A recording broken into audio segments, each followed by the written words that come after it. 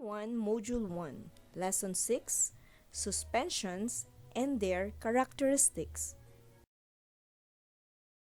What I need to know. This module was designed and written with you in mind. It is here to help you master the matter. The scope of this module permits it to be used in many different learning situations.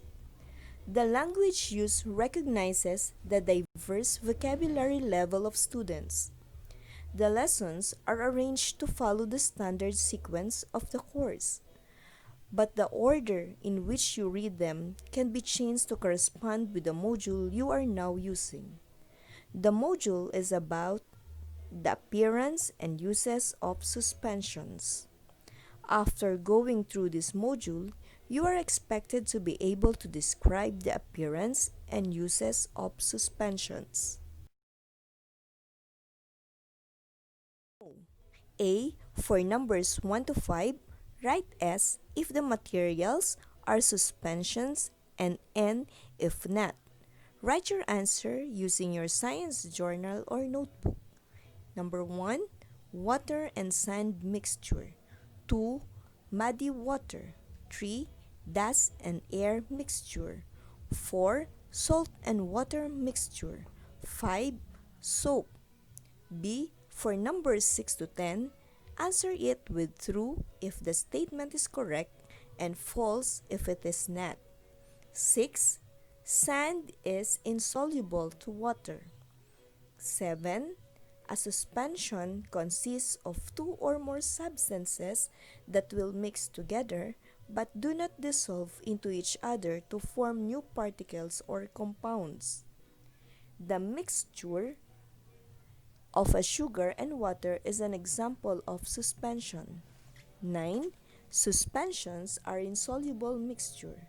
10. Suspensions are mixture composed of materials that are visible to the naked eyes. Suspensions and their characteristics. Particles in the surrounding environment that suspend in air and water affect the characteristic of some substances when combined with it. When you put some flour in a glass of water and stir it, flour will not dissolve entirely in a water, but it will settle down when left undisturbed. Visible particles of flour can be seen to the naked eyes as it makes the water cloudy. What's in? Write insoluble or soluble solution for the following mixture. Write your answer using your journal or notebook. 1. Gasoline in water. 2. Acetone in nail polish. 3. Salt and alcohol. 4. Oil and vinegar. 5. Tawas in water. What's new? Mixture can be classified as solution, suspension, and colloids that differ in their solubility. Mixtures of tea leaves is hot water is an example of suspension. Tea leaves settle down at the bottom where you can see the two mixtures combined. Suspension is a kind of mixture where visible particles can be seen to the naked eyes as it settles down at the bottom when left undisturbed. Cloudy appearance appears when two materials were mixed. It can be used in processing food, beverages, and medicine. What is it? From the short information that you have read about suspension, answer the following questions using your science journal or notebook. 1. What is a suspension? 2. Give 2 examples of suspension. 3. Give 3 uses of suspension. 4. What is the appearance of suspension when two materials were mixed? 5. Where can particles usually be seen when two materials were combined in a suspension? What's more? Activity 1. Pick out the example of suspension inside the box. Do it in your science journal or notebook. gravel and water, vinegar and soy sauce, salt and water, soil and water, oil and water, tea leaves and hot water, rice grain and water. Activity 2. List down the uses of suspension. Give examples for each use. What I have learned. Complete the paragraph below. Do it use your science journal or notebook. Suspension is a kind of mixture, blank, as it at the bottom when left undisturbed. What can I do? Answer the following questions. Write your answers using your science journal or notebook. Based on the given illustration, describe what a suspension is about. How does suspensions appear? Water and pebbles. Assessment. Choose the letter of the best answer. Write the chosen letter on your science journal or notebook. Number 1. What kind of a mixture is formed when larger particles settle out when left undisturbed? A. Colloid. B. Suspension. C. Solution. D. Solvent. 2.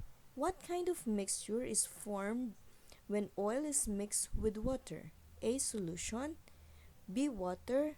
C. Colloids. D. Suspension. 3. Which of the following mixture is not an example of a suspension? A. Salt and water. B. Oil and water. C. Sand and water. D. Chalk and water. Hello everyone! Welcome to a new day of more fun and learning. I am Ma'am Gonzales, your science teacher, and I'm very excited to bring you today's lesson about solutions, colloids, and suspension. Let us have a review. What is a mixture? A mixture is a combination of two or more substances. What are the two kinds of mixture? The two kinds of mixture are heterogeneous mixture and homogeneous mixture. A heterogeneous mixture that does not have uniform composition, or you can easily identify the substances. The homogeneous mixture is a mixture that has uniform composition throughout. You cannot identify the substances.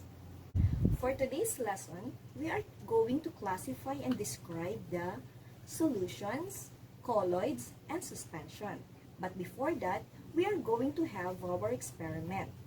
For the materials, we are going to use the beaker, salt, powdered milk, powdered chalk, water, flashlight, spoon. Let us start our experiment. Pour the water into beaker A.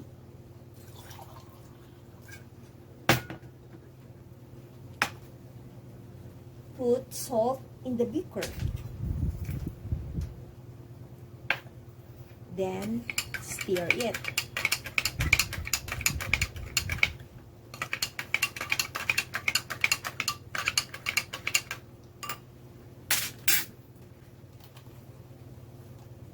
Direct a beam of light into the mixture.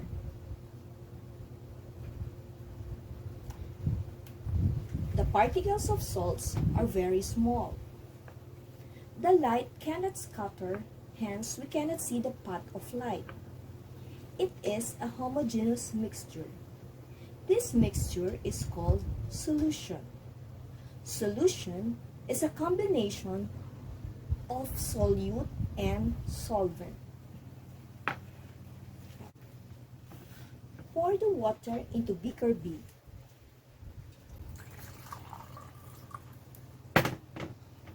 Put the chalk into the beaker. Then stir it.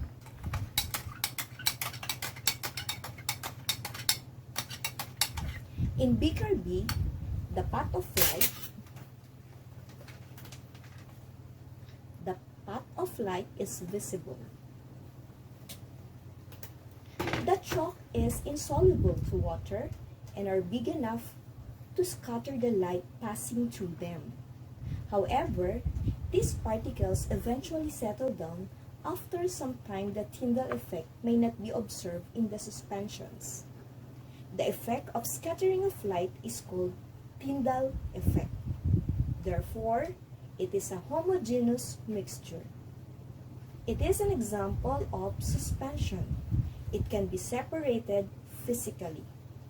Some examples of suspensions are muddy water, flour and water, and fog. Pour water into beaker C. Put the powdered milk in the beaker. Then, stir it. In beaker C, it appears as homogeneous mixture, but in reality, it is a heterogeneous mixture because you can see the milk powder. Therefore, it is called colloids. The Tyndall effect is always observed in colloids. I hope you learned something new. So now, get your module in science. Answer all the activities and assessment. Thank you. Bye.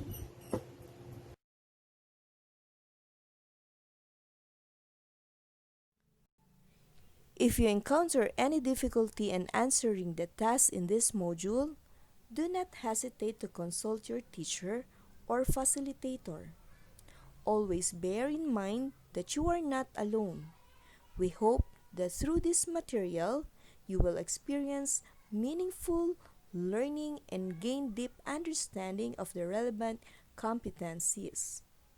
You can do it!